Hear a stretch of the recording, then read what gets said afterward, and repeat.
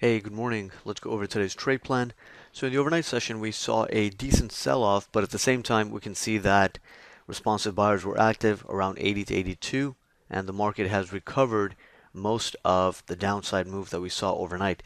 So at this point, heading into the open, we're going to be using the 87 quarter to 89 quarter as the micro bull bear zone. This is the area that we're going to use to establish our short-term directional bias. If the market is holding above the micro bull bear, then we know that the buy side can still step in.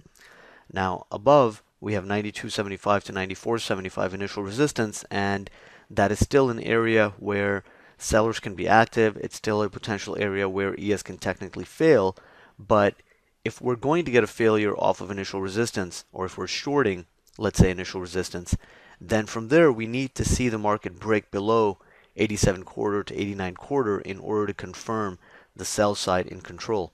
And if the market continues to hold above the micro bull bear and just balance in a range, and then eventually it can actually break out to the upside.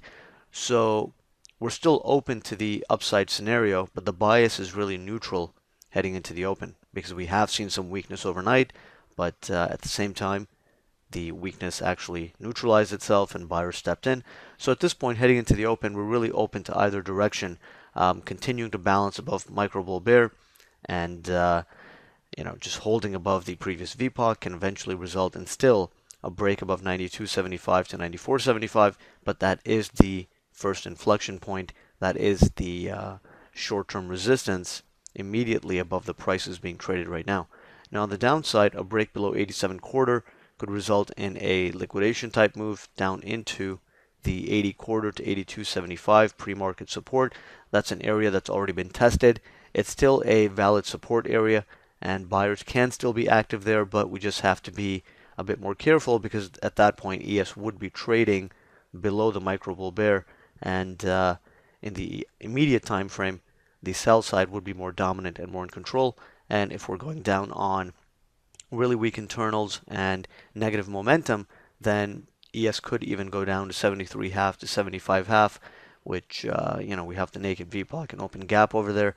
Responsive buyers can still be active on first test of 73.50 to 75.50. So overall we are still trading in a pretty wide balance, and what we're seeing so far is these minor breaks of 1 or 2 day balances result in some short-term liquidation or some short-term movement to the upside, but overall we're still technically trading within a balance and simply in a two-sided market, and that's why we have to be open to trading in both directions.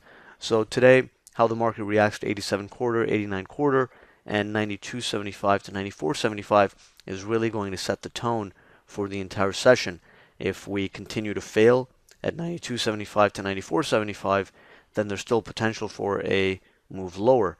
That is still the primary inflection point on the day time frame, but short term, this 87 quarter, 89 quarter is going to be an important area to establish just a very short-term directional bias. And again, off of initial resistance, if we continue to hold above 87 quarter to 89 quarter, then that would actually indicate that buyers can still step in, and it wouldn't necessarily be a very bearish move in the market. So off the open, let's keep an eye on the micro bull bear, the initial resistance zone. That's going to set the tone for a day. On the econ calendar, the existing home sales number at 9 a.m. Central Time is really the only potential economic catalyst today.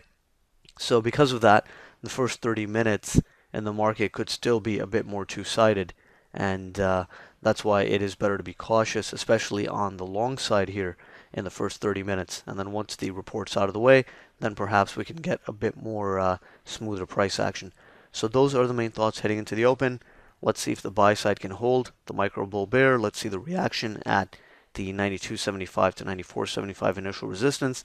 That will set the tone and the bias for the day, and we'll take it from there.